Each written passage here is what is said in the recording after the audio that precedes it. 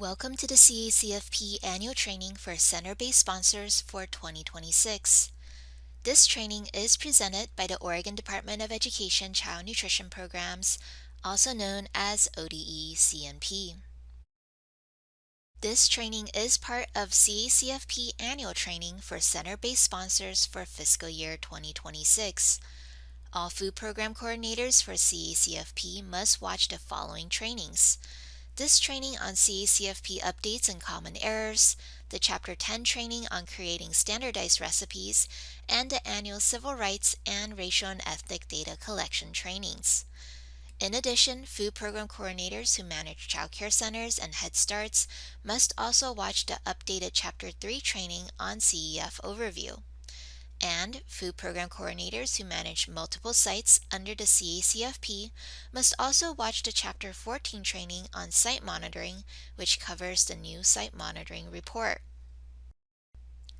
To verify completion of these trainings, all food program coordinators must complete the following quizzes: the CACFP Annual Training 2026 quiz.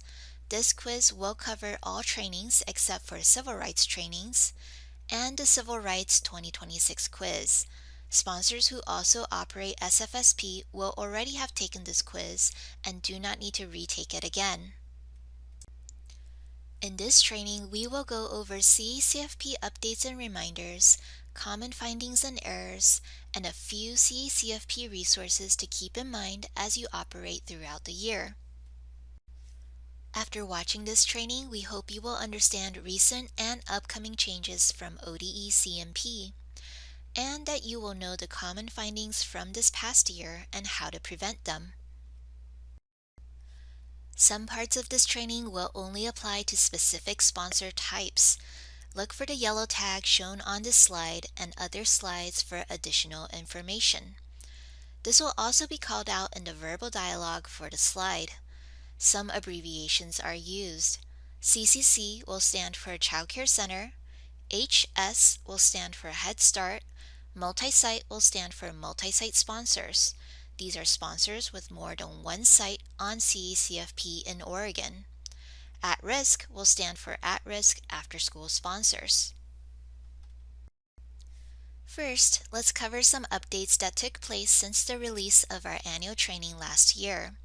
This includes policy updates, form updates, and calendar reminders. USDA released a new final rule on May 8, 2026, called Expanding Fluid Milk Options in Child Nutrition Programs, that follows the Whole Milk for Healthy Kids Act and changes milk policies to align with changes to the National School Lunch Program earlier this year. This recent change was sent out via a memo from ODE on May 19, 2026, and will be posted in the June 2026 Knowing and Growing newsletter in addition to this training.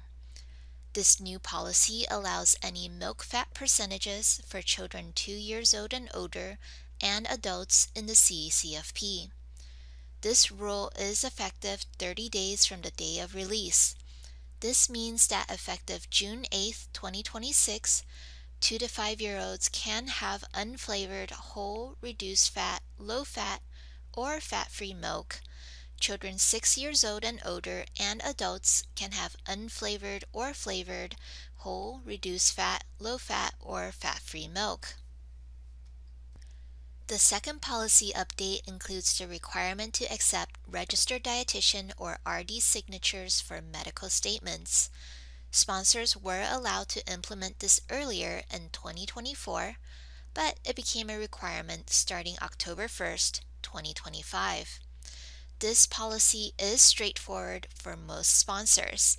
Sponsors who have RDs on staff are encouraged to review the USDA memo CACFP 07-2025 and ODE's guidance on medical statements signed by registered dietitians for schools and child and adult care institutions and facilities for more information on implementation and appropriate use of credentials.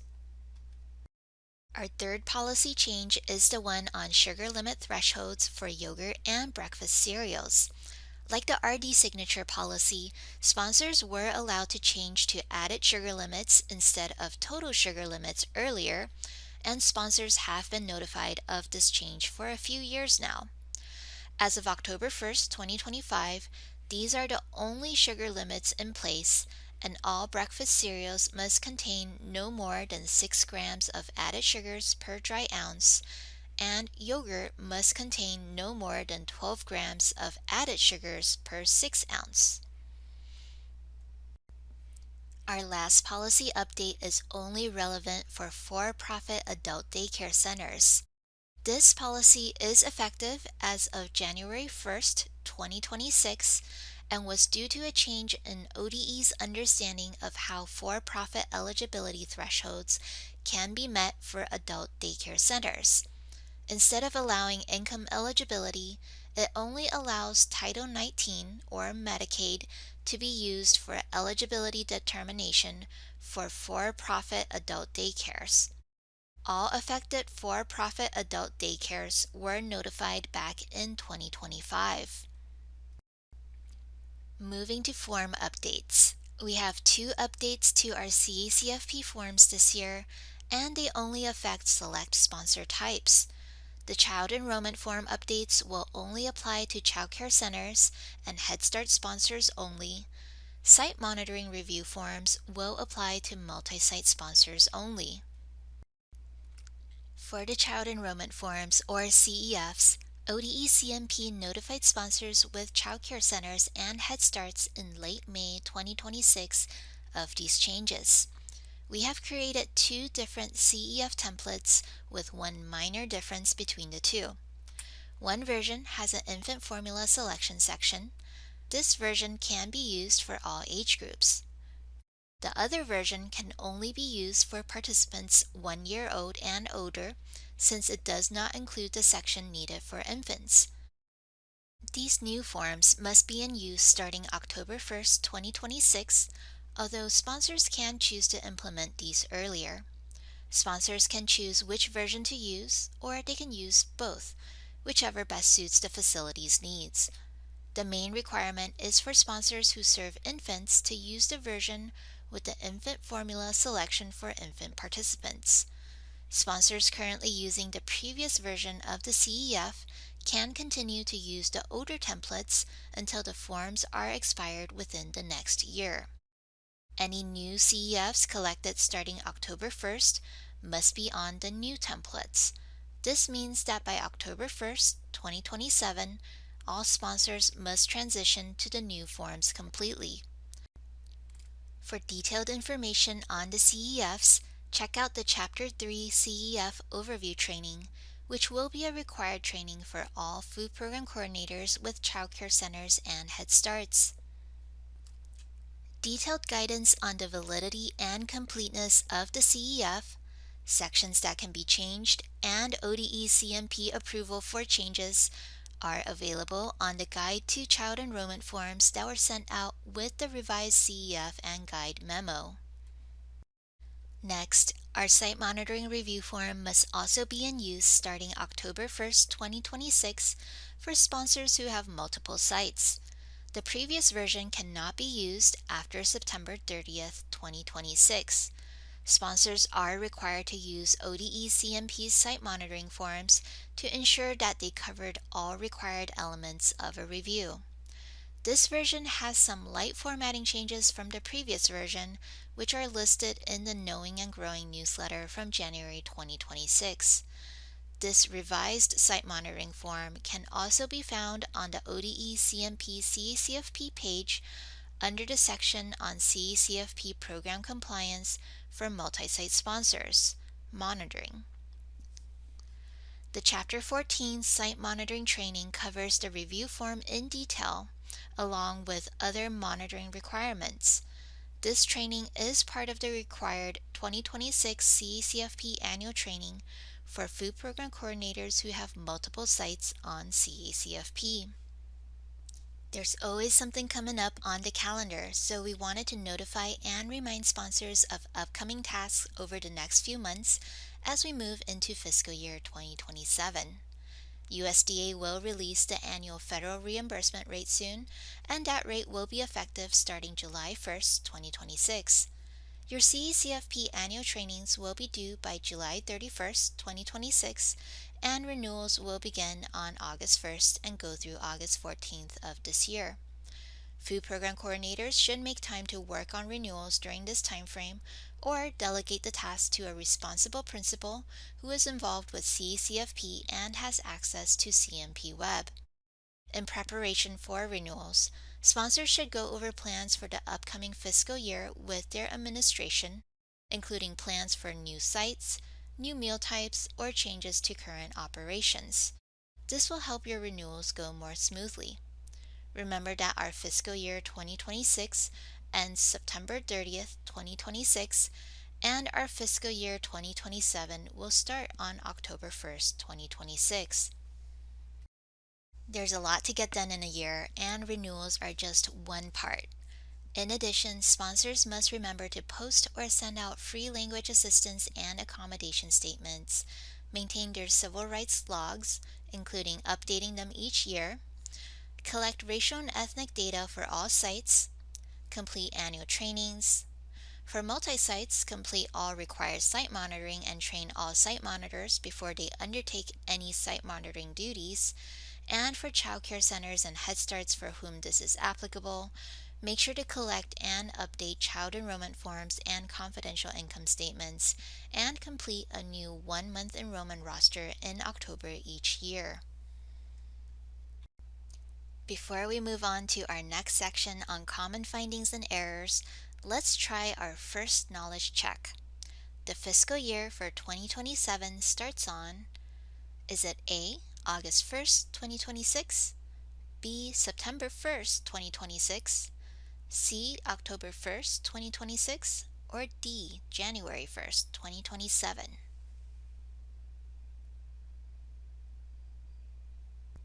The answer is C, October 1st, 2026. The federal fiscal year starts each year on October 1st and ends the following year on September 30th. Now we will cover some common findings and errors from administrative reviews over the last year. This will include findings from program information, point of service meal counts, menu records and meal pattern requirements, site monitoring, financial management, racial and ethnic data collection, and procedures. For program information, one common finding this year has been sites missing fire and sanitation inspections and reports. All sites, including sites that are approved through alternate approval, must have fire and sanitation inspections documented. Sites with DELC and DHS listing include a check of those inspections, so ODE-CMP checks the licensure to ensure compliance for those types of sites. However, with all other site types, ODE-CMP needs to check all inspection reports, and the reports must show that they pass inspection. Fire inspections must be completed once every 2 years. In recent years, we have seen that fire departments are short-staffed for this task, and if there are delays in getting inspections or follow-up inspections, you must get this documented by sending out emails requesting the fire inspection and saving any responses on delays. Sanitation inspections must be completed once every year. Thankfully, in the last year, we have not seen many delays for this inspection, but the same steps apply. Document if you have any delays. Here's another knowledge check. What types of sites are required to have fire and sanitation inspection reports documenting compliance with inspection requirements? Is it A, all site types, B, all site types except those with alternate approval, C, only sponsors with multiple sites, or D, only sponsors outside of school districts? And the answer is A, all site types. While ODE-CMP does not require all site types to have fire and sanitation inspection dates to be listed in their CMP website information sheets, fire and sanitation reports must be on file showing that sites are inspected every 2 years for fire safety and once per year for sanitation inspections, and that all inspections show the sites are in compliance. Next, we have point of service meal counts. This is an integral part of CACFP operations, and it is important for site staff to be well trained on this procedure. ODE-CMP saw multiple instances this year of inaccurate point of service meal counts. A point of service meal count is the point in time when the participant has received a complete reimbursable meal in a cafeteria line or while seated at a table during the approved meal time. Point of service meal counts are not tray counts, counts taken before a fully reimbursable meal is received, counts taken after the participant leaves the line or table, or meals that are received before or after the approved meal time. For sponsors who are using the offer versus serve option or family style meal service, remember that there are specific guidelines for point of service meal counts in these situations as well. Offer versus serve requires that the participant takes the minimum required food items or components based on meal type. If it is a breakfast, at least 3 food items must be taken of the minimum 4 food items available for the meal to be counted. And for lunch and supper, at least 3 of the 5 available components must be taken by the participant for the meal to be counted. In family style meal service, all food items must be on the table in the minimum portions required per participant, and the participant must be seated at the table in order to be counted towards the meal service. Let's try a scenario. At supper, Zoe is tasked with taking point of service meal counts after giving out a fully reimbursable meal. The participants are coming through the line too fast for her to mark each count. She keeps a mental count in her head, and every 5 participants, she marks 5 check marks on her tally sheet. Is Zoe taking an accurate point of service meal count? And the answer is no. She must slow the line down by telling the kids to wait, or even better, have other staff help her slow the line down, and then mark off each participant as they receive the meal. Mental counts are often inaccurate. In situations where the tally checks are not practical, a clicker can be an effective way to take meal counts quickly. This clicker tally is more accurate than a mental count when used correctly, and can then be marked on a meal count after the meal service is complete. In addition to the point of service meal counts, we also have seen issues with meal count consolidation. Accurate meal counts and consolidations are the basis of CACFP reimbursements and are a vital part of your CACFP integrity. ODE-CMP saw quite a few meal count consolidation errors in this current fiscal year, and while most were small errors, it can add up to a lot of lost meals or overclaims. Some of these errors resulted from messy meal count sheets where it was hard for the staff to read the tallies or numbers listed. In these situations, it's helpful to set up the site staff for success by developing systems that work for them. Are they provided with enough time to take the meal counts? Can participants' names be pre-populated for actual counts, or can the forms have dates pre-populated? Other errors were a result of missing meal count sheets. And in these situations, make sure to have a set location and due date for all meal count submissions. Inaccurate calculations were common, and this can be mitigated by using a spreadsheet and formula that calculates for you. And finally, the last weak link is with keying errors. Keying errors are inevitable, but having a good double-check system in place can help catch a lot of these errors. Having a second person with fresh eyes take a look at all the meal counts, or having 2 people take meal counts and compare them monthly is a great way to ensure that meal counts are accurate. Moving on to menu records and meal pattern requirements. When we review menus and meals served during the site reviews, these are the common errors we see. Not having a sufficient amount of milk for all meals, incorrect milk fat percentage for the age group served, Note that this has been updated as of May 8th, 2026. Items listed as whole grain rich but not meeting the whole grain rich requirements, and yogurts that do not meet the new added sugar limit requirement. We will cover these errors in the next few slides.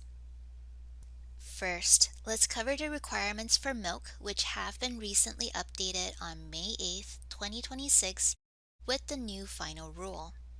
Portion sizes have not changed, so the minimum portion sizes for infants are still 4 to 6 fluid ounces up to 5 months of age, and then 6 to 8 fluid ounces for meals and 2 to 4 fluid ounces for snacks at 6 to 11 months. Breast milk or iron fortified infant formula are still the required food items in this component. Children who are 1 year old or 12 to 23 months still have the same portion size of 4 fluid ounces, and milk type is still unflavored whole milk. Children who are 2 years old must still get 4 fluid ounces, and 3 to 5 year olds get 6 fluid ounces at meals and 4 fluid ounces at snack. But now any unflavored milk fat percentage is allowed for the 2 to 5 year old age group.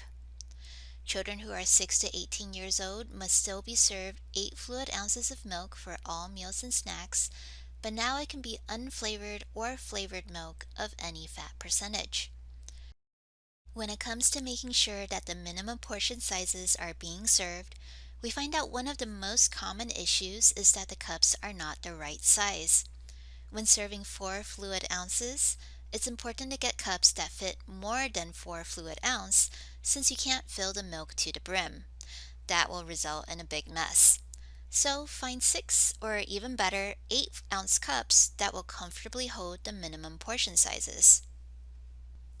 With whole grain rich requirement findings, we often find that the error comes from not understanding the definition of whole grain rich. While many products state that they include whole grains, a product must have a grain content between 50 to 100% whole grain, and any remaining grains must be enriched in order to be a whole grain rich item. The simplest way to tell if a product is whole grain rich is by looking at the ingredient label.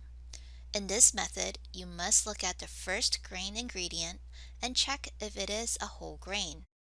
Then, if there are any additional grain ingredients, the second and third grain must be a creditable grain, meaning that it must be either an enriched grain or whole grain. Let's take a look at this example. The first ingredient is a whole grain. The second grain ingredient is a creditable or enriched grain. And the third grain ingredient is bran, which is also a creditable grain as well. This item is whole grain rich. It's helpful to refer to the Identifying Whole Grain Rich Foods worksheet from USDA for a list of whole grains, enriched grains, and other creditable grains. Both breakfast cereals and yogurt's sugar limits changed to an added sugar limit as of last October. While it didn't affect breakfast cereals too much since most of the sugars in cereals are added sugars already, the change to added sugars impacted quite a few yogurts. Yogurts must not have more than 12 grams of added sugars per 6 ounces of yogurt. We did see that the new yogurt sugar limit caused some findings, and you will want to make sure that you have the most recent added sugar wallet card on hand as shown on the screen.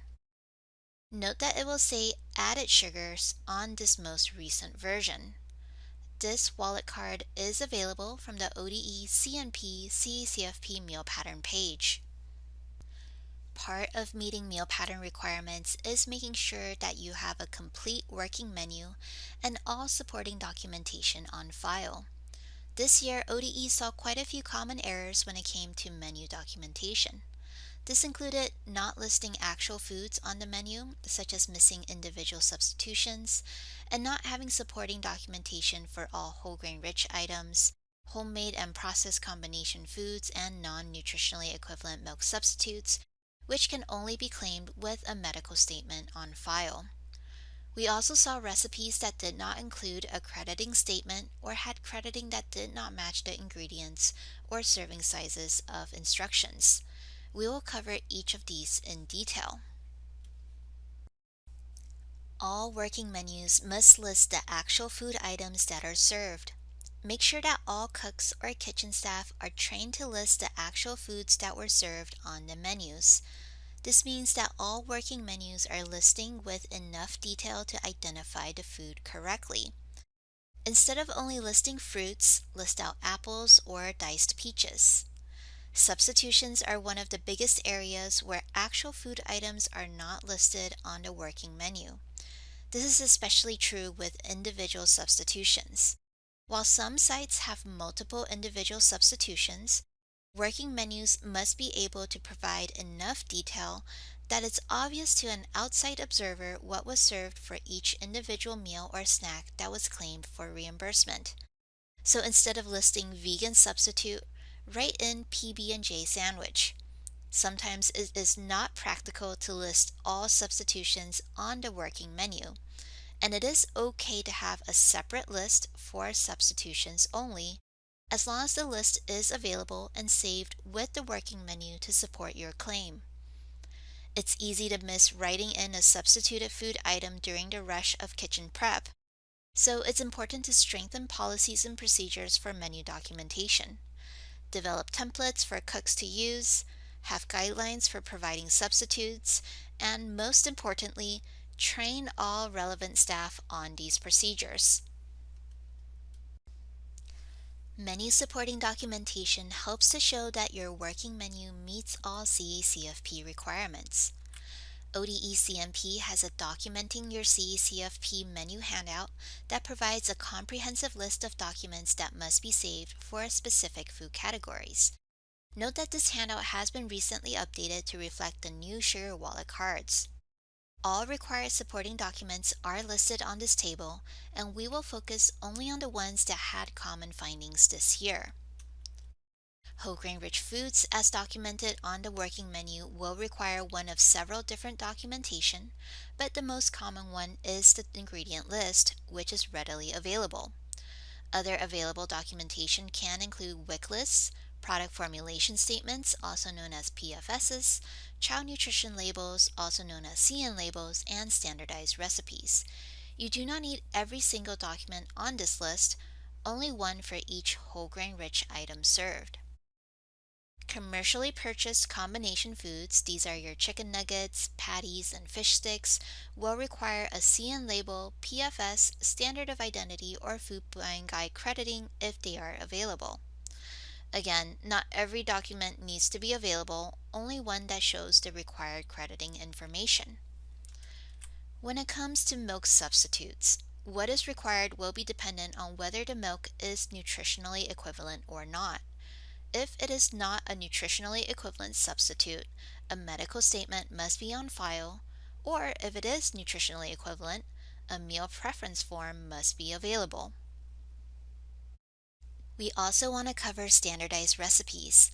This year, we saw that while more sponsors have recipes on file for homemade combination foods as required, the recipes don't always have the required information on them. Crediting statements are required for all standardized recipes, and the statement shows how the finished recipe contributes to the meal pattern components. For example, a recipe for spaghetti and meatballs might say one serving provides 2-ounce meat alternates, 2-ounce grains, and half-cup vegetables. Sponsors can create crediting statements using the Recipe Analysis Workbook in the Food Buying Guide, or use recipes that are already credited from the ICN.org. It's important that crediting statements are accurate. This means that they must match with the ingredients listed, the number of serving sizes per recipe, and the instructions. You can't credit for half cup of vegetables and half cup of fruits if you're only providing a quarter cup of salad per serving. Your recipe must provide the amount of crediting as stated when all instructions are followed. For more information, see the training for Chapter 10, Creating Standardized Recipes. This training is also required for all food program coordinators as part of CACFP annual training this year. And last but not least, for the meal pattern, we want to cover the written food safety plan.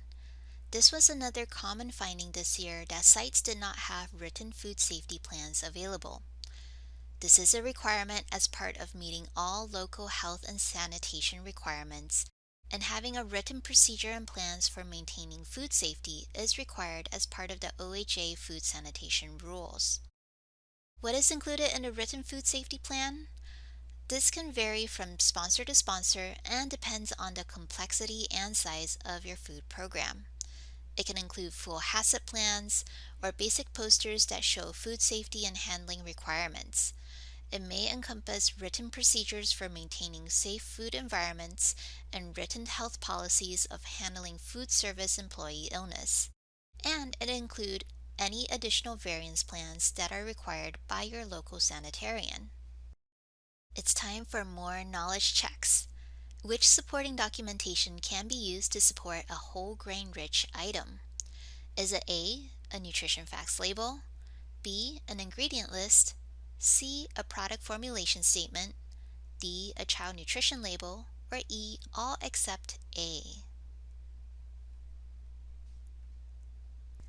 And the answer is E. Ingredient lists, product formulation statements, child nutrition labels can all be used to support a whole grain rich item. You do not need all of these items, just one of them. The only one that can't be used is the nutrition facts label because it doesn't contain the required ingredient information. Let's try another one. True or false? To be creditable, yogurt must meet sugar limit requirements of no more than 12 grams of total sugars per 6 ounces of yogurt. The answer is false. While the majority of the statement is correct, the sugar limit for yogurt is not more than 12 grams of added, not total sugars, per 6 ounces of yogurt. Now let's take a look at this scenario. Mira is buying cups for an after-school program for children 6 to 12 years old who will need 8 fluid ounces of milk to meet minimum serving sizes. She has a choice between an 8 or 12 fluid ounce cup. Which one should she choose? She should choose the 12 fluid ounce cup. An 8 fluid ounce cup will need to be filled all the way to the top of the lid in order to contain the full minimum portion size, and this will likely result in disaster and spills. More likely, site staff will fill less than the minimum requirement and result in insufficient milk portions. Always serve in cups that are larger in volume than the minimum serving size requirements. Our next topic with common findings is site monitoring, which is required for multi-site sponsors only.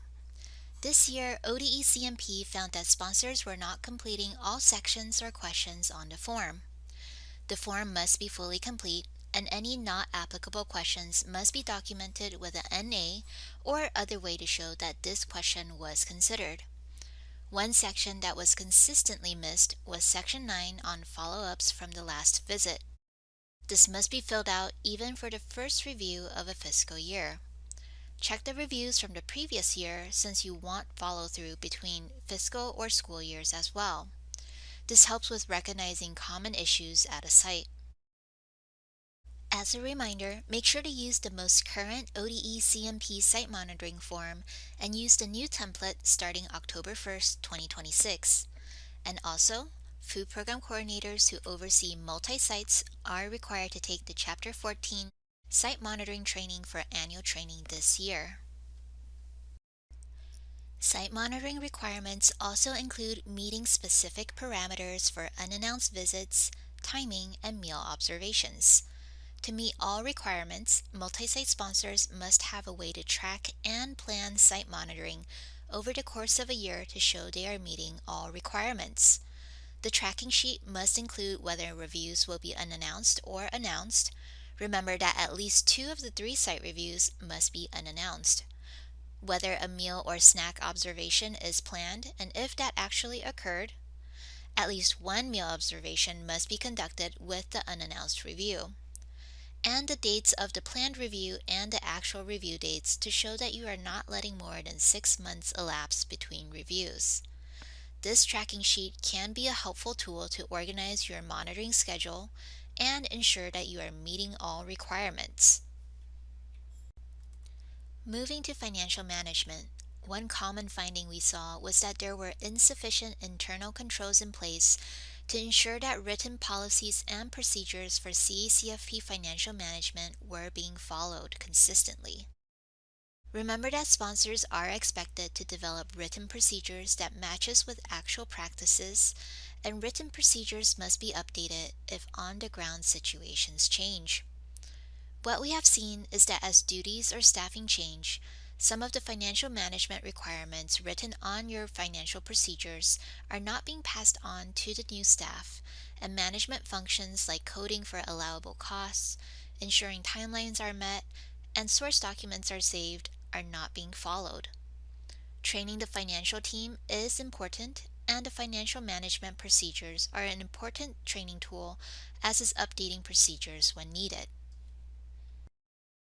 Charging an allowable cost to the CACFP fund account makes up a large part of the findings in this section, and sponsors who are required to submit a budget are reminded that all cost categories must be approved in the annual CACFP budget before they can be charged to the fund account. The approved budget identifies the list of allowable costs for CACFP, and this must be integrated into your written procedure. Sponsors do have the flexibility to update their budget throughout the year, so anytime you identify a new expense that you would like to charge to the CACFP fund account, check against the approved budget. Is the category already approved? Is this within the stated amount within a 10% range? If not, notify your specialist and get a new budget approved before you charge that expense. We know that in larger organizations, the person who runs the fiscal department is often a different person than the food program coordinator, so it's important to have consistent and clear communications with your finance team. Work with them on the CACFP budget each year and list out all the CACFP expenses and documentation needed. Documentation is vital. You want to make sure that you are keeping all required source documentation to support all CACFP charges you have per FNS 796-2 Revision 4. For all charges, it may be helpful to complete a Ctrl+F search on the document for keywords like mileage or labor and see what is required to be saved. Labor costs must be supported with timesheets and time distribution reports to show that you are charging time to CACFP accurately. De minimis must include the MTDC, which is also known as the modified total direct costs. Let's move to our final scenario. Rumi is charging her time spent on CACFP administration to the CACFP account, but Bobby did not add CACFP admin labor to his CACFP budget that was approved during CACFP renewals last year. Is the admin labor an allowable cost? No. Sponsors who are required to submit a budget must have all cost categories approved on the budget in order for the cost to be allowable. Make sure to resubmit the budget to ODE-CMP for approval prior to charging those expenses. Next, we have racial and ethnic data collection findings. Racial and ethnic data must be collected once per year for each site that's operating CACFP. Remember that data must not be based off visual identification. Most sponsors have data that they have already collected from other sources, and we encourage you to use that information. All racial and ethnic data forms must be kept in a secure location. This past year, we have multiple instances of racial and ethnic data that were kept in spaces that are easily accessible by the public or by all staff. Since these forms can include sensitive information, you will want to make sure that they are only accessible to staff who needs access to this information. A secure electronic folder or secure cabinet is best. Check out the racial and ethnic data collection training for more information on this requirement. This training is also part of CACFP annual training requirements this year. Here's another knowledge check. Which of the following statements is not true for racial and ethnic data collections? A. It must be kept in a location available to everyone who wants to see it. B. It must be collected once per year per site. C. It cannot be collected using visual identification. D. It must be collected using ODE-CMP's racial and ethnic data collection form.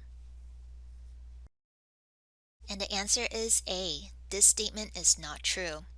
You do not want it to be available to everyone who wants to see it. Instead, you want it to be kept in a secure location, only accessible to those who need to see it. Finally, we have our procedures. While sponsors have been doing a great job of making sure that procedures are in place for all CACFP operations, procedures have not always been maintained. Procedures are not leave it and forget it, where you create it once and forget it existed. It's a living document and must be maintained with current practices. Written procedures must be updated whenever actual procedures change. This is both a requirement and a best practice. The written procedures are a training tool and a way for you to ensure that everyone at your organization knows how to operate CACFP successfully, even if there are sudden staffing changes. When ODE-CMP is out on an administrative review, we reviewed both USDA regulations and your sponsor-developed procedures. Finally, we want to remind you of the different resources that are available, including the CACFP Policy and Procedure Manual, new CACFP sponsor trainings, and a few additional resources. The CACFP Policy and Procedure Manual is the main resource for Oregon Center-based CACFP sponsors. This manual was last updated in March 2026 and is updated twice a year in March and September. All updates are highlighted for each version, and it includes information on all aspects of CACFP policies and procedure requirements, including applications, eligibility, financial management, procurement, meal pattern, civil rights, trainings, and more. Note that the new fluid milk final rule is not yet included in this current version, but will be included in the September 2026 edition. We also encourage sponsors to review the CACFP trainings that are available on the ODE-CMP CACFP training page.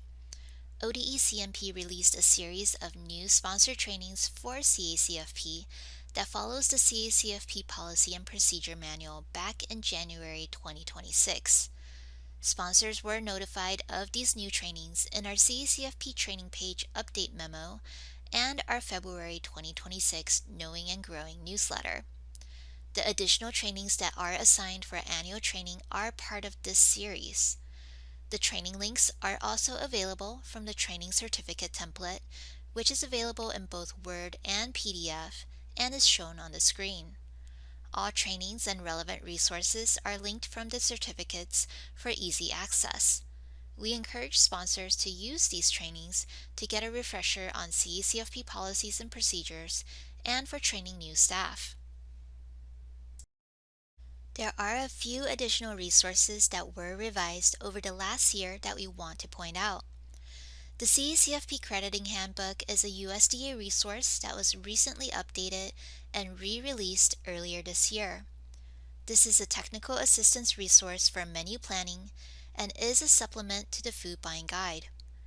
Most CACFP operators find a component-based common food items table showing whether food items are creditable or not creditable to be the most useful. This is a helpful resource for the CACFP meal pattern. Note that as of the release of this training in late May 2026, this handbook does not currently reflect the new fluid milk final rule released on May 8th, 2026. There's also the updated Oregon WIC whole grain handout and the updated WIC cereals handout, which has been updated for the 2025 Oregon WIC list. Oregon WIC whole grain products meet whole grain rich requirements, so any items listed on there will meet the whole grain rich requirements for your CACFP meal pattern. The revised whole grain handout includes expanded lists of items, including an entire page of gluten-free items that meet whole grain rich requirements. The WIC cereals list include all cereals that meet sugar limit requirements and has a portion size key on page 2 to help you determine minimum portion sizes. Both handouts are useful visual guides for common whole grain items and breakfast cereals that can be found in local grocery stores. Let's do one last knowledge check. Which resource should you refer to if you are looking for current Oregon-specific guidance on CACFP topics such as CMP web applications, 1-month enrollment rosters, or procurement? Is it A, the Food Buying Guide, B, the CACFP Crediting Handbook, C, the CACFP Policy and Procedure Manual, or D, the WIC lists? And the answer is C, the CACFP Policy and Procedure Manual. This manual will include information relevant to Oregon CACFP sponsors for all CACFP topics, including applications, OMERS, and procurement. The other resources listed are also helpful, but only for meal pattern topics. In this training, we went over CACFP updates and reminders, common findings and errors, and a few CACFP resources to keep in mind as you operate throughout the year. If you have questions, reach out to your assigned child nutrition specialist. ODE supports equity and excellence for every learner. This institution is an equal opportunity provider. Thank you for taking this training.